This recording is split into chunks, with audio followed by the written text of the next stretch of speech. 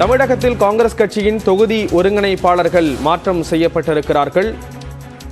39 தொகுதிகளுக்கு 39 பேர் நியமிக்கப்பட்டிருந்த நிலையில் அதில் 7 பேர் மாற்றம் செய்யப்பட்டிருக்கிறார். 7 தொகுதிக்கு புதிய நிர்வாகிகள் நியமனம் செய்யப்பட்டிருக்கிறார்கள்.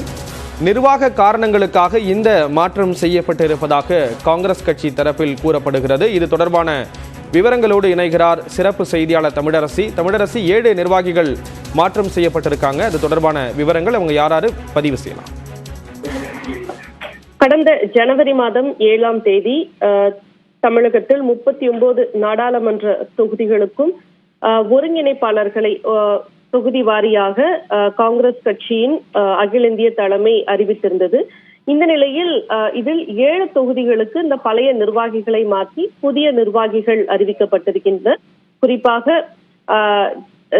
தென் சென்னை, கிருஷ்ணகிரி, ஆரணி, கோயம்புத்தூர், விருதுநகர், தூத்துக்குடி, தென்காசி ஆகிய 7 நாடாளுமன்ற தொகுதிகளுக்கு பழைய நிர்வாகிகளை மாற்றி புதிய நிர்வாகிகள் அறிவிக்கப்பட்டிருக்கின்றனர்.